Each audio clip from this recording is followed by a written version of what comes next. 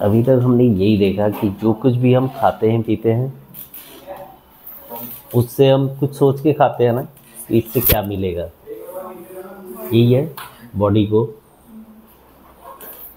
Apples, fruits लिया या serials लिए, जो भी लिए, मिल्क लिया, मिल्क ही लिया हमने, मिल्क लेते हैं तो हमें क्या मिलता है उससे?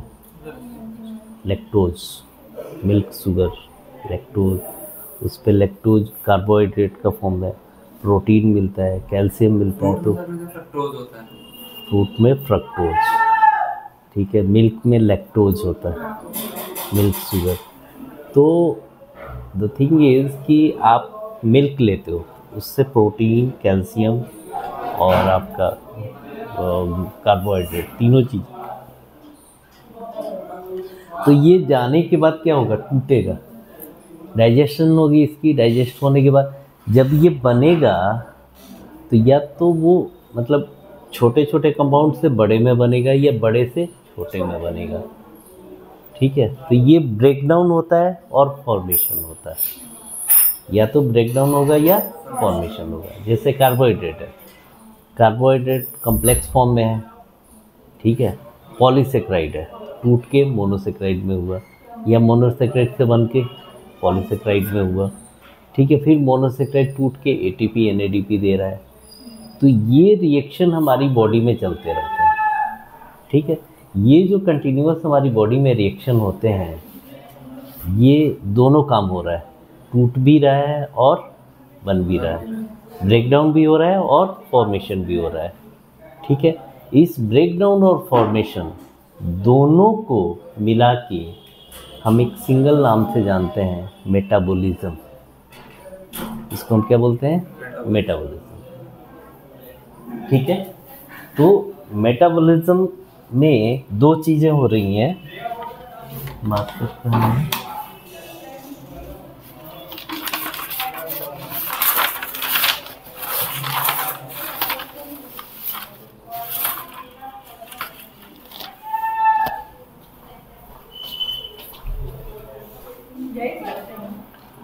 तो मेटाबॉलिज्म की बात अगर हम करते हैं तो मेटाबॉलिज्म क्या है?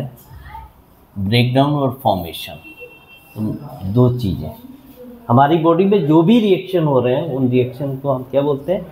मेटाबॉलिज्म। मेटाबोलाइज हो रहा है यानी या तो टूट रहा है या बन रहा है। तो हम कुछ भी खाते हैं वो बॉडी में जाके मेटाबोलाइज हो जाता है, ठीक है। तो ये दो चीज़ें हैं, एक जो फॉर्मेशन हो रहा है उसको हम बोलते हैं एनाबॉलिज्म, ठीक है, और दूसरा कैटाबॉलिज्म, ठीक है। नहीं मेरे पास तो है, उधर हाँ। एनाबॉलिज्म यानी फॉर्मेशन और कैटाबॉलिज्म यानी ब्रेकडाउन। समझ में आ गया? इजी है। कुछ भी आप खा रहे हो, पी रहे हो, जैसे प्रोटीन है, प्रोटीन किससे बनता है? अमाइनो एसिड से। लिपिड, फैट, फैट कैसे बनता है? फैटी एसिड से। तो पहले छोटे छोटे मॉलिक्यूल फैटी एसिड्स बनाए, फिर फैटी एसिड से फैट बना, फिर ज़रूरत हुई तो फैट को तोड़ा फैटी एसिड्स में, फिर फैटी एसिड्स को यूज़ किया। वैसे ही प्रोटीन, कभी हमारे को अमाइनो एसिड्स की ज़रूरत पड़ती है, कभी प्रोटीन की ज़रूरत पड़ती है। तो हमारी बॉडी में अमाइनो एसिड्स नहीं है तो प्रोटीन को तोड़ के क्या करेगा? अमाइनो एसिड्स बना लेगा। अच्छा, कभी प्रोटीन की ज़रूरत है, प्रोटीन नहीं है तो क्या करेगा? अमाइनो एसिड्स को जोड़ के प्रोटीन बना लेगा। तो लार्जेस्ट से सिंपलेस्ट यानी कॉम्प्लेक्स से सिंपलेस्ट मॉलिक्यूल में, सिंपल मॉलिक्यूल में आता है, या सिंपल से कॉम्प्लेक्स बनता है। इस चीज़ को हम बोलते हैं मेटाबॉलिज्म, जिसमें दो चीज़ें होती हैं, फॉर्मेशन होता है दैट इज एनाबॉलिज्म, कैटाबॉलिज्म होता है। चाहे फॉर्मेशन हो रहा है या ब्रेकडाउन हो रहा है, दोनों में रिएक्शन होंगे। रिएक्शन कब होगा? जब ऑक्सीजन और एंजाइम मिलके काम करेगा, और जहाँ कहीं पे भी ऑक्सीजन और एंजाइम मिले तो उसको या तो बनाएंगे या तोड़ेंगे। कुछ भी करेंगे उसमें से CO2 निकलेगा ही निकलेगा, निकलेगा या नहीं? ऑर्गेनिक कंपाउंड है ना, तभी तो वो टूटेगा या तभी तो वो जुड़ेगा, उसमें रिएक्शन होगा, इधर का घूम के उधर जाएगा, इधर से उधर जाएगा। जैसे आपको सिंगल डबल बॉन्डिंग बताई थी कि हाइड्रोजन निकल रहा है, ऑक्सीजन निकल रहा है, ठीक है। तो ये चीज़ें आपकी होती ही होती हैं, क्लियर है, ठीक है। अब मैं बात करता हूँ कि एक एक सेल्स में ये चीज़ें चाहिए, एनर्जी एक एक सेल्स को चाहिए, चाहिए कि नहीं। एक एक सेल्स के पास ब्लड जा रहा है, ब्लड से वो न्यूट्रिएंट्स ले रहा है, न्यूट्रिएंट्स लेके अपना काम कर रहा है, ठीक है। आपको क्या लगता है आपकी बॉडी का एक एक सेल्स, जैसे मैं ये हिला, एक एक सेल्स मिल के तब ये काम कर रहे हैं ना, तो हर एक सेल्स को एनर्जी चाहिए। कुछ भी हम खा रहे हैं पी रहे हैं, होता क्या है, उसको ब्लड एब्जॉर्ब करता है, इंटेस्टाइन से ब्लड उसको एब्जॉर्ब कर लेगा। इंटेस्टाइन में गया, फॉर्मेशन हुआ, टूटा, उसके बाद उसको ब्लड एब्जॉर्ब कर लेगा, ब्लड एब्जॉर्ब करके पूरी बॉडी में घुमाएगा, ठीक है। अब जैसे एब्जॉर्ब किया तो प्रोटीन एब्जॉर्ब किया, तो बॉडी में हर जगह प्रोटीन जा रहा है, जहाँ पे प्रोटीन की ज़रूरत है बॉडी का वो पार्ट ब्लड में से प्रोटीन को क्या करेगा, निकाल के यूज़ कर लेगा। जहाँ पे अमीनो एसिड्स की ज़रूरत है अमीनो एसिड्स ले लेगा। हमारी बॉडी में बहुत सारी चीज़ें हैं, लेकिन शरीर उसी को लेता है जिसकी ज़रूरत है, नहीं ज़रूरत है वेस्ट मटेरियल के फॉर्म में बाहर निकल जाता है, ठीक है। आप एक ही बार ज़्यादा विटामिन ले लो, यूरिन से बाहर निकल जाएगा। ज़्यादा प्रोटीन ले लो, जितना डाइजेस्ट होना है उतना होगा, बाकी बाहर निकल जाता है, ठीक है। आप मल्टीविटामिन ले लो, कोई भी आइटम ले लो, टैबलेट के फॉर्म में हम लेते हैं, हमारी बॉडी जितना एब्जॉर्ब करेगी उतना एब्जॉर्ब करेगी, बाकी यूरिन से बाहर निकल जाएगी, ठीक है। तो ये चीज़ें हमारी जहाँ कहीं पे भी बॉडी को ज़रूरत है वो ले रहा है, लेकिन वहाँ पे उसको इस्तेमाल करने के लिए उसको तोड़ेगा या बनाएगा। तो हर जगह एक एक सेल्स में CO2 का फॉर्मेशन होता है, हो रहा है ना। तो ऊपर से लेके नीचे तक हर जगह CO2 का फॉर्मेशन हो रहा है। अब वो CO2 एक बार क्या होगा, लंग्स के पास आएगा, पहले हार्ट के पास आएगा, हार्ट से लंग्स को जाएगा। तो एक ब्लड वेसल्स ऐसी चाहिए जो पूरी बॉडी में CO2 बनने के बाद हर जगह से CO2 को हार्ट के पास लेकर आए, क्लियर है। तो कोई भी ऐसी ब्लड वेसल्स जो हार्ट के तरफ आए वो क्या कहलाएगा, वेन। जो हार्ट के तरफ, towards the heart, that is when, away from the heart. यही देखा था ना हमने। तो पूरी बॉडी से ब्लड वेसल्स लेकर आया हार्ट के पास, हार्ट ने किसको भेजा, लंग्स को, लंग्स के पास CO2 रिलीज किया, वापस उसी ब्लड में हीमोग्लोबिन के ऊपर, कल हमने बहुत सारी छोटी छोटी चीज़ें क्लियर की थी, वो हीमोग्लोबिन पे ही CO2 बैठा था, वो CO2 को दिया तो वो जो हीमोग्लोबिन खाली हुआ उसी पे O2 आके बैठ गया। अब वही ब्लड वापस आएगा हार्ट के पास, फिर हार्ट उसे पंप करेगा और पूरी बॉडी को देगा। अब ये जो हार्ट ने पंप किया तो ब्लड वापस पूरे ऑर्गन में जा रहा है, तो ये हार्ट से दूर जा रहा है ना, इसको बोलते हैं आर्टरी। जो हार्ट से ब्लड को दूर लेके जा रहा है उसको बोलते हैं आर्टरी। तो आर्टरी और वेन का कंसेप्ट क्लियर हुआ।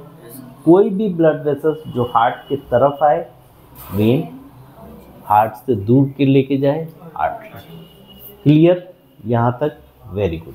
अब ध्यान से सुनो, ये हमारा बेस था आगे की टॉपिक को समझने का। मुझे ये पढ़ाना नहीं था, ये बेस बनाना था कि अब मुझे जो अब पढ़ाना है वो मैं अब बताऊँ, ठीक है। मुझे बताना था कार्डियोवास्कुलर सिस्टम, तो अब वो बताएंगे, ठीक है। फिक्स ले लो, तुम्हारा काम है फोटो लेना, ठीक है।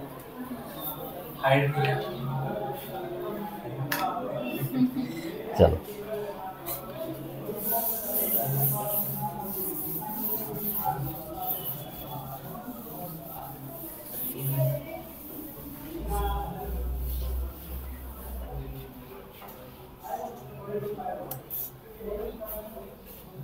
हार्ट के 4 चेम्बर,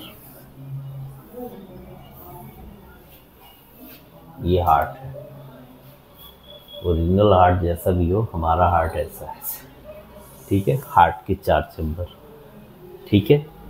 ये वाला राइट और ये वाला लेफ्ट। राइट में 2 चेम्बर ऊपर और नीचे, लेफ्ट में 2 चेम्बर ऊपर और नीचे। कभी भी जब हम किसी भी इमेज को देखेंगे मेडिकल फील्ड में, तो हम अपने लिए नहीं देखेंगे, हम किसका देखेंगे? सामने वाले का। आप कभी भी बात करोगे तो किसके बारे में? पेशेंट के बारे में। तो पेशेंट सामने है, तो पेशेंट का राइट किधर होगा? मेरे लेफ्ट साइड होगा ना ऑलवेज। जैसे ये है तो ये सामने पेशेंट है, तो पेशेंट का राइट किधर होगा? इधर। पेशेंट का जो ये राइट हुआ और ये लेफ्ट हुआ, तो हम किसकी बात कर रहे हैं? पेशेंट। जब भी आप इमेज देखोगे, चाहे एक्सरे, सीटी, एमआरआई, राइट हमारा इधर होगा, लेफ्ट इधर होगा, ठीक है। आपका राइट इधर है, लेकिन जिसके बारे में बात कर रहे हैं वो सामने खड़ा है, उसका राइट इधर होगा, लेफ्ट इधर। तो ये राइट है, ये लेफ्ट है, ठीक है। 4 चेम्बर में से 2 ऊपर के चेम्बर और 2 नीचे के चेम्बर। इन दोनों ऊपर वाले चेम्बर को हमने नाम दिया, दोनों ऊपर वाले चेम्बर को हम बोलते हैं एट्रियम। दोनों ऊपर वाले चेम्बर को हम बोलेंगे एट्रियम, ठीक है, एट्रियम। दोनों नीचे वाले चेम्बर को हम बोलेंगे वेंट्रिकल। क्लियर है? ऊपर वाले को एट्रियम, नीचे वाले को वेंट्रिकल। डन। चलो, इन दोनों चेम्बर का, एट्रियम का एक ही काम है और वेंट्रिकल का एक जैसा काम है, ठीक है। जैसे कोई भी ऑफिस रहता है तो उसमें चेम्बर बने रहते हैं, जैसे कोई कार्गो ऑफिस है, यहाँ रिसीव करना है, यहाँ से डिस्पैच करना है, होता है ना, ठीक है। यहाँ पे बना बनाया रिसीव करना है, यहाँ पे रॉ मटेरियल यूज़, ऐसे अलग अलग सभी डिपार्टमेंट का जितने भी रूम्स होते हैं, सभी विंडो का अलग अलग फंक्शन होता है। तो यहाँ पे भी नेचर ने 4 चेम्बर बनाए हार्ट में, चारों का अलग फंक्शन। इन दोनों का काम है ब्लड को रिसीव करना। दोनों एट्रियम का काम है ब्लड को रिसीव करना, और दोनों वेंट्रिकल का काम है ब्लड को पंप करना। एट्रियम ब्लड को रिसीव करता है, वेंट्रिकल ब्लड को पंप करता है। क्लियर है? ठीक है। अब ये जो राइट साइड में है, राइट साइड, ये दोनों चेम्बर में CO2 वाले ब्लड रहेंगे राइट में, चाहे राइट का एट्रियम हो या राइट का वेंट्रिकल हो, दोनों में CO2। इन दोनों चेम्बर में O2 वाले ब्लड रहेंगे। क्लियर है? इसमें CO2 और इसमें O2। डन? कोई डाउट नहीं? अब हम बात करते हैं कि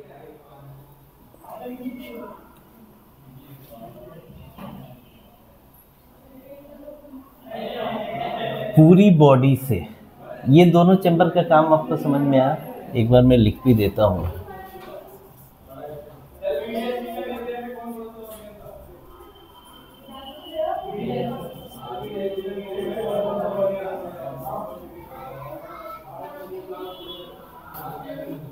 क्या लिखा? आना। ए फॉर एट्रियम, एट्रियम में आएगा। क्लियर है?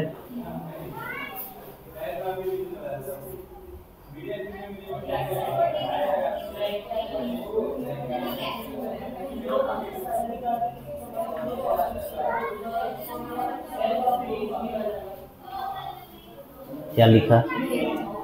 भेजना। पक्का?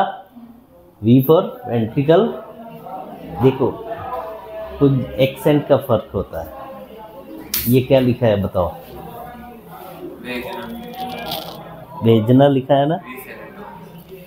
तो वी कुछ जगह पे भी पढ़ते हैं, कुछ जगह पे वी पढ़ते हैं। जैसे हम लोग विक्ट्री बोलते हैं, बहुत सारी जगह पे विक्ट्री बोलते हैं, बहुत सारी जगह पे वैन बोलते हैं, और वैन दोनों बोला जाता है ना। ब्लड वेसल भी होता है, वेसल भी होता है। भेन बोलते हैं, भेन नहीं होता है, वेन होता है। When, VEIN। तो ये याद रहेगा। वेंट्रिकल का काम है भेजना, एट्रियम का काम है आना। क्लियर? राइट साइड में CO2 वाला ब्लड आएगा, लेफ्ट साइड में O2 वाला ब्लड आएगा। As simple as that. ठीक है। अब पूरी बॉडी से, क्वेश्चन को ध्यान से सुनो, पूरी बॉडी से CO2 वाला ब्लड, ठीक है, CO2 वाला ब्लड हार्ट के पास आना चाह रहा है, पूरी बॉडी से।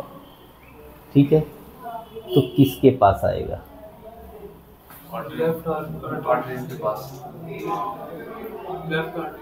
लेफ्ट एट्रियम में कौन सा ब्लड आना चाह रहा है?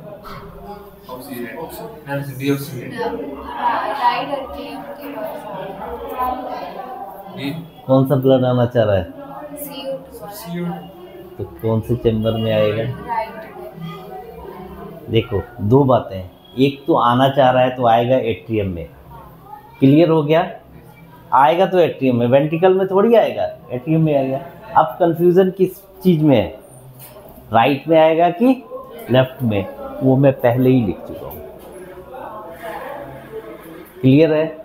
इसको याद रखने के लिए इजी है कि हार्ट लेफ्ट साइड में होता है और हार्ट का काम है ऑक्सीजन देना, तो लेफ्ट साइड में ऑक्सीजन रहेगा।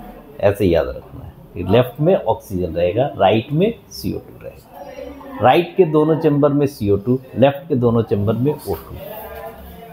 क्लियर है? Very good. अब पूरी बॉडी से, हार्ट है, हार्ट के ऊपर और हार्ट के नीचे। ठीक है, हार्ट के नीचे से बात करते हैं। पैर से पतली पतली वेन निकली, ठीक है, वो वेन ऊपर आई, एक इधर से, इधर आके मोटी होती गई, यहाँ आई, एक राइट साइड से और लेफ्ट साइड से, अम्बलाइकस के पास। ये जो इलियक क्रेस्ट है ना हमारा, at the level of L3, वहाँ पे दोनों ये मोटी वेन जुड़ के एक सिंगल वेन बन जाती है। इधर से आया एक वेन, इधर से आया एक वेन, पतली पतली पतली पतली, हर मसल से, हर बोन से एक एक वेन निकला, सभी जगह से CO2 का ब्लड लिया और मोटा होता गया। ठीक है, और ये एक मोटी सी वेन इधर से और एक इधर से यहाँ पे आके जुड़ गई, और जुड़ के दोनों पैर का पूरा CO2 वाला ब्लड इस पे ला के जोड़ दिया। ये जो यहाँ से ऊपर आगे बढ़ा वेन, मोटा वाला वेन, उसमें फिर इंटेस्टाइन की ब्लड, किडनी की ब्लड, स्टमक की ब्लड, हार्ट से नीचे जितने भी ऑर्गन्स हैं सभी के, हार्ट के नीचे जितने भी ऑर्गन हैं सभी के CO2 वाले ब्लड आके उसमें जुड़ गए। ठीक है, जैसे समझने के लिए, यहाँ से वॉश बेसिन है, वॉशरूम है, टॉयलेट है, पतले पतले पाइप निकले, फिर एक मोटा सा पाइप, फिर नीचे गया रोड में, उससे भी मोटा पाइप, फिर इस गली का पाइप, उस गली का पाइप, फिर के बड़ा सा पाइप। ठीक है, तो ड्रेनेज क्या हो जाए, बड़ा होता जाए। तो यहाँ से घर से निकला, ठीक है, तो नाली में गया, फिर ये छोटी छोटी नाली मिलके नाला, फिर गंदा नाला। बात समझ रहे हो? तो ये छोटी छोटी वेन मिली, ठीक है, ये छोटी छोटी वेन मिल के एक मोटी सी वेन बना देती है, जिसको हम बोलते हैं वेना कावा। उसे हम बोलते हैं वेना कावा। अगर हार्ट के नीचे है तो इंफीरियर वेना कावा। बात समझ में आ रही? बहुत सिंपल चीज़ है, समझ जाओगे एक बार तो इजीली समझ में आ जाएगा। देखो हार्ट के नीचे से दोनों पैर से यहाँ पे आया, इधर से आओगे तो फीमोरल वेन, इधर से फीमोरल वेन, फिर इलियक के पास मैं बताऊंगा आपको iliac when, right iliac when, left iliac when, दोनों इलियक वेन मिल के बना देगी इंफीरियर वेना कावा। नीचे से आ रहा है तो वेना कावा, और उस इंफीरियर वेना कावा में लीवर से, स्प्लीन से, आर्टरी नहीं when, splenic when, renal vein, ये सारी वेन, हिपैटिक वेन, ये सभी जुड़ जाएंगी। और फिर यही वाली वेन जाके किस पे जुड़ेगी?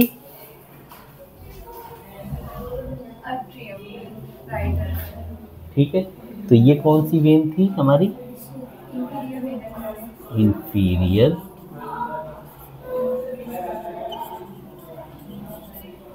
Vena cava. ठीक है, फिर ऊपर से बात करते हैं, हार्ट के ऊपर से, ब्रेन से, फेस से, नेक से, दोनों अपर लिम्ब, अपर चेस्ट, हार्ट के ऊपर जितने भी ऑर्गन्स हैं सभी जगह से CO2 वाले ब्लड आके एक मोटी सी वेन में जुड़ जाती है। उस वेन को हम बोलते हैं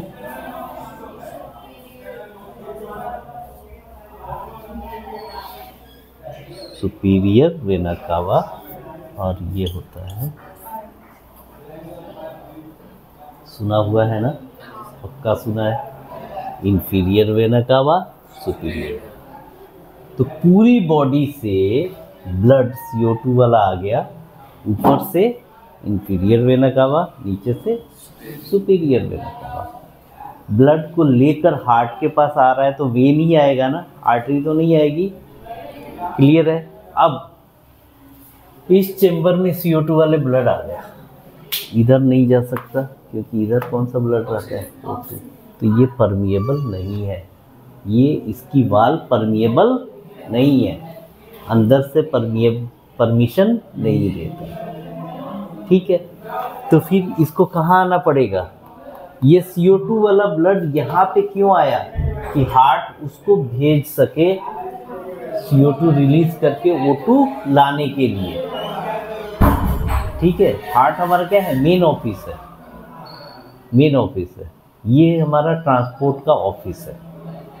ठीक है, ब्लड का काम क्या है? ब्लड का फंक्शन है सिर्फ और सिर्फ ट्रांसपोर्ट करना। ब्लड हमें क्या देता है? ताकत देता है। ब्लड में क्या होता है? RBC होता है, WBC होता है, ये बीमारी से लड़ने की ताकत। ठीक है, इम्यून। तो ब्लड जो है, ब्लड एक्चुअली ये ट्रांसपोर्ट का काम करता है। हम कुछ भी खाते हैं पीते हैं, स्टमक से लेके कहाँ लेके जा रहा है? होल बॉडी में, इंटेस्टाइन से लेके पूरी बॉडी में, वहाँ से जो भी डीऑक्सीनेटेड बना उसको लेके वापस आता है, यही करता है ना।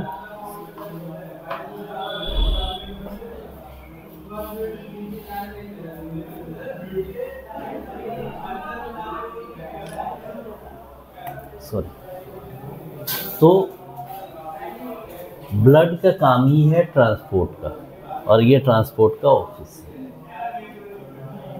ठीक है, ये ऑफिस है।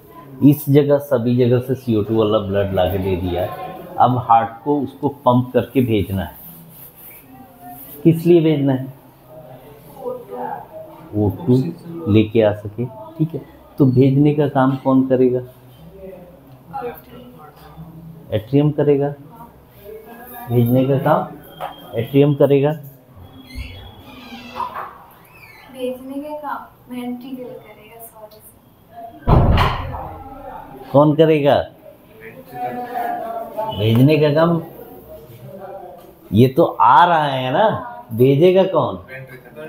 वेंट्रिकल भेजेगा, एज सिंपल एज दैट। इसलिए मैं पहले ही बता के चल रहा हूँ आपको। ठीक है, ये कंफ्यूजन होता है तो हमें यही छोटी छोटी चीजें तो क्लियर करनी है। ठीक है, बट इस क्लास के बाद आपको कंफ्यूजन नहीं रहेगा, होपफुली इंशाल्लाह। ठीक है, तो यहाँ से अब ब्लड आ गया CO2 वाला, तो इसको आपको पहले कहाँ आना पड़ेगा, वेंट्रिकल में आना पड़ेगा कि वेंट्रिकल उसको पंप करके भेज सके। होता क्या है, जैसे ही ये चैम्बर फुल होता है, जैसे ही इस चैम्बर CO2 वाले ब्लड से फुल होता है, यहाँ पे एक वाल्व होती है, ठीक है, जिसमें 3 कस्प होता है। कस्प का मतलब होता है लिफ like structure, cup like structure.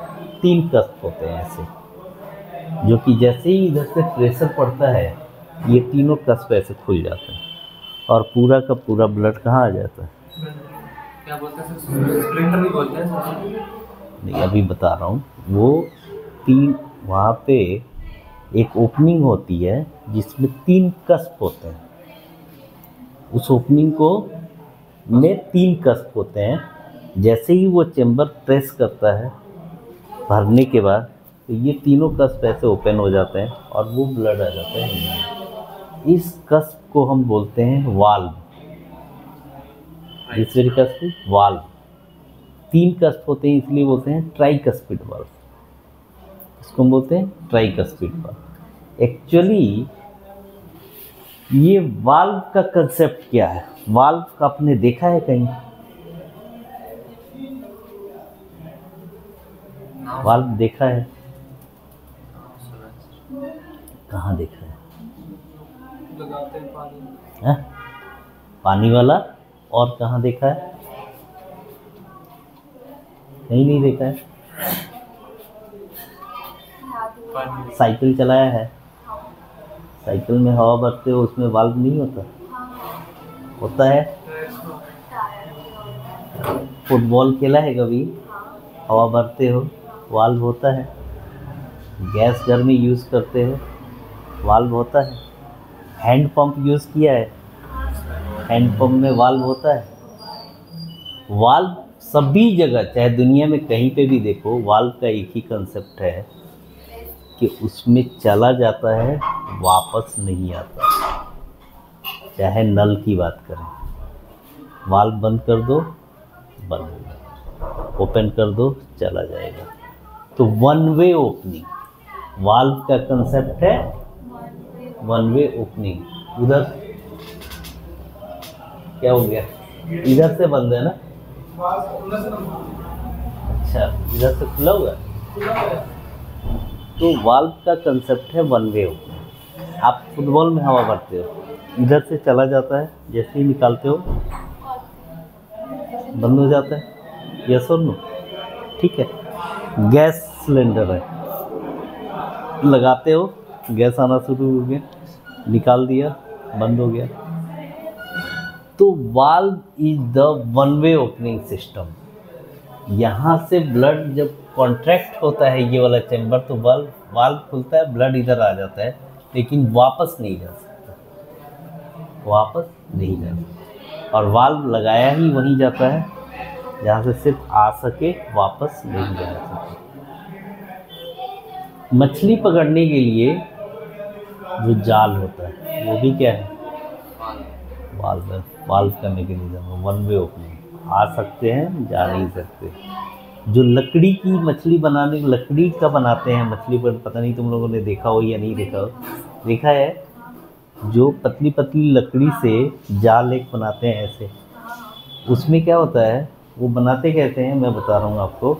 उसमें ना मछली आ जाते हैं बट जा नहीं सकता। हाँ, वैसे उसका वो करके रखते हैं। ऐसे बनाते हैं वो कि जाएगा तो चला जाएगा, लेकिन वापस नहीं आ सकता।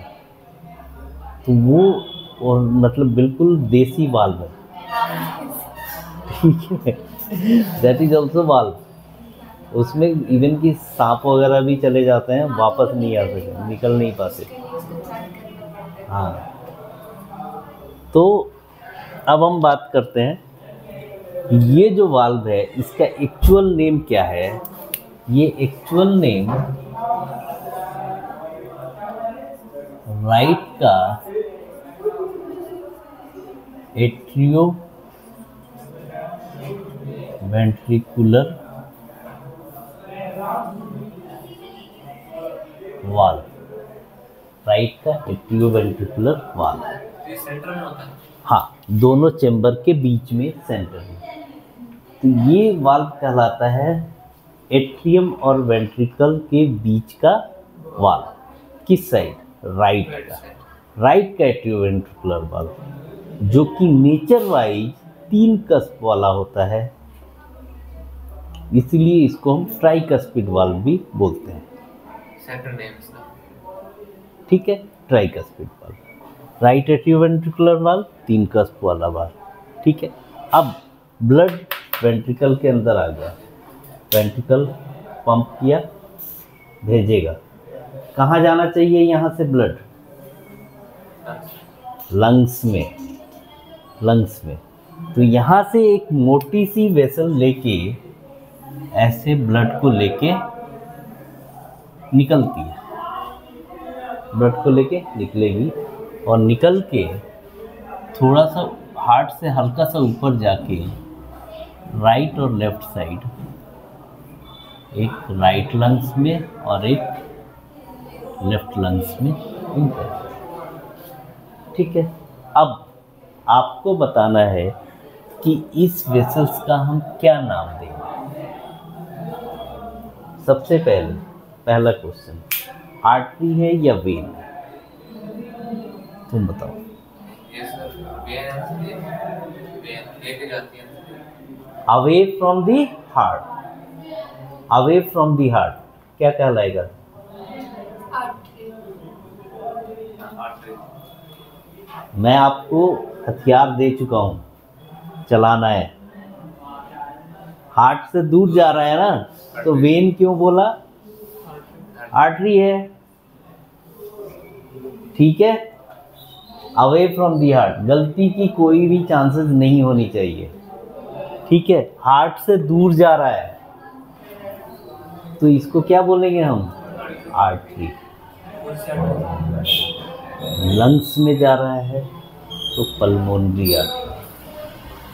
लंग्स से रिलेटेड कोई भी चीज़ है उसको हम पल्मोनरी बोलते हैं।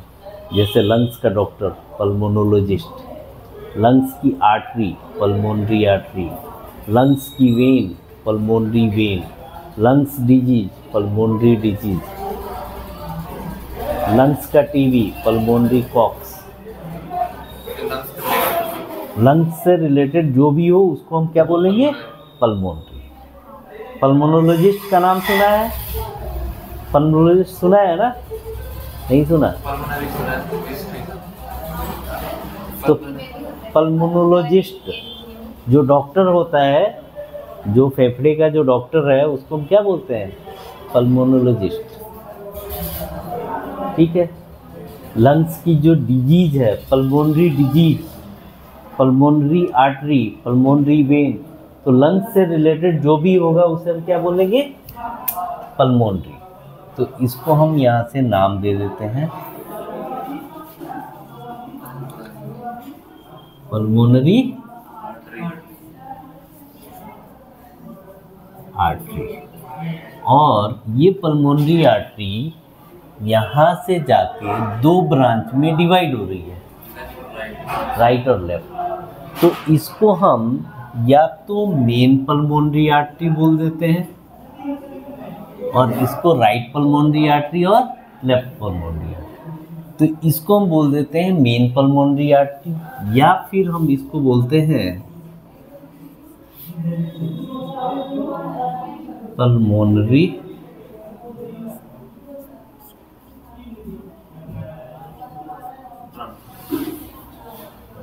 ट्रंक। का मतलब क्या हुआ? रूट के बाद ट्रंक, ट्रंक से फिर ब्रांचेज, जो हाँ हाँ, तो जैसे पेड़ हुआ तो नीचे क्या है? जड़ें हैं। जड़ों के बाद से एक मोटी सी जो, उसको हम बोलते हैं ट्रंक। हमारी बॉडी है, हमारी बॉडी का ये वाला पोर्शन क्या कहलाता है? ट्रंक। इसको हम बोलते हैं अपर एक्सट्रीमिटीज़, इसको बोलते हैं लोअर एक्सट्रीमिटीज़, और जो मेन पार्ट है जिससे ये निकला हुआ है इसको हम बोलते हैं ट्रंक। तो ट्रंक जड़ से निकला, ट्रंक निकला, ट्रंक से फिर ब्रांचेज निकली, तो ये पल्मोनरी ट्रंक कहलाता है। उसके बाद ये राइट पल्मोनरी आर्टरी, ये राइट लंग हुआ ना, ये राइट पल्मोनरी आर्टरी, यस और नो, और ये लेफ्ट पल्मोनरी आर्टरी, ये ठीक है, क्लियर है। अब पूरी बॉडी से CO2 आया, हार्ट के पास गया, हार्ट ने पंप करके लंग्स को भेज दिया। लंग्स में जो हीमोग्लोबिन के पास CO2 था उसको रिलीज किया और अपने अपने हीमोग्लोबिन के ऊपर क्या बैठा लिया, O2 बैठा लिया, CO2। तो यहाँ पे एक्सचेंज ऑफ गैसेज हुए, जिसको बोलते हैं डिफ्यूजन ऑफ गैसेज। एक गैस निकला और दूसरा गैस आ गया, ठीक है। तो यहाँ पे डिफ्यूजन और एक्सचेंज ऑफ गैसेज हुए लंग्स से, और लंग्स से O2 वाला ब्लड अब वापस हार्ट के पास आएगा। किस लिए आएगा, कि पूरी बॉडी में हार्ट उसको भेज सके, क्लियर है। तो राइट लंग से भी आएगा, लेफ्ट लंग से। अब दोनों लंग से दो वेसल्स इधर से और दो ब्लड वेसल्स, हाँ O2 वाला ही आएगा ना, तो दो ब्लड वेसल्स इधर से और दो ब्लड वेसल्स इधर से, टोटल 4 ब्लड वेसल्स किस चैम्बर में आएंगे, लेफ्ट एट्रियम में। अब तुम बताओगे कि इस 4 ब्लड वेसल्स का नाम क्या देंगे हम।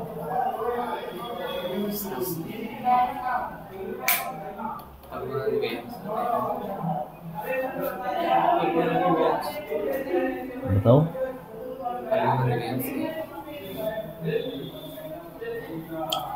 इसको आर्टरी बोलोगे या वेन बोलोगे?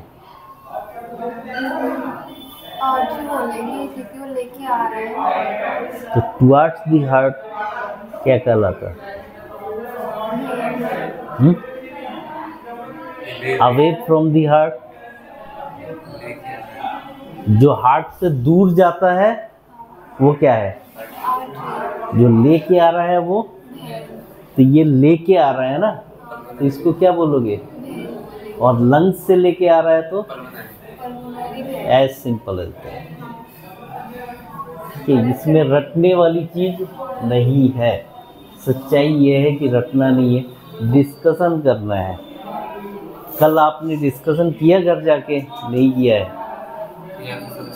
किया था।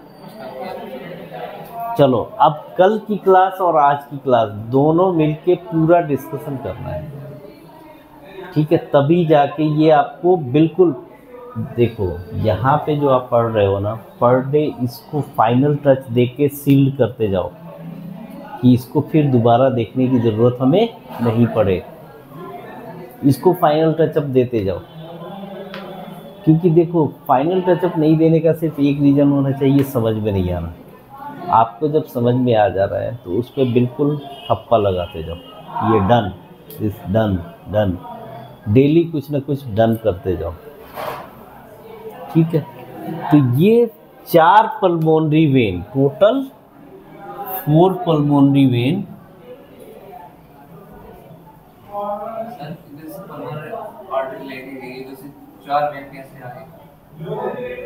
ये एक गई, यहाँ से अंदर जाने के बाद इधर 3 लोब होते हैं, आगे मैं बताऊंगा। इधर 3 लोब में डिवाइड हो जाती है, इधर एक लेके गया 2 लोब में डिवाइड हो गया। हर लोब से अलग अलग ऑक्सीजन निकल रहे हैं। बात समझ में आ रही है? ये राइट पल्मोनरी आर्टरी जाके 3 और पल्मोनरी ब्रांचेज में डिवाइड होती है, सेकेंडरी ब्रांच, फिर उसके बाद और छोटे छोटे टर्शियरी ब्रांच, फिर वो छोटे छोटे ब्रांचेज मिलके, ठीक है। तो उधर से फिर 2 ब्लड वेसल्स इधर से आएगी, 2 इधर से आती है, 4 पल्मोनरी वेन से आती है, पतली पतली, ठीक है। तो ये पल्मोनरी वेन नंबर कितनी हो गई, वो क्लियर है। अब इस एट्रियम में ब्लड आ गया लेफ्ट साइड में, कौन सा, O2 वाला, O2 वाला ब्लड आ गया। अब इस ब्लड को कहाँ जाना चाहिए? अभी नीचे जाएगा, समझ जाएगा। पहले वेंट्रिकल में जाएगा। यहाँ पे एक वाल्व होता है,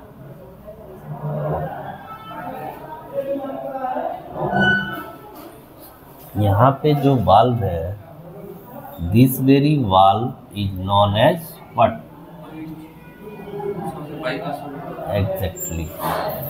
दो कस्प होते हैं, दो कस्प होते हैं, तो इसको हम बोलते हैं लेफ्ट का एट्रियो वेंट्रिकुलर वाल्व, या हम बोलते हैं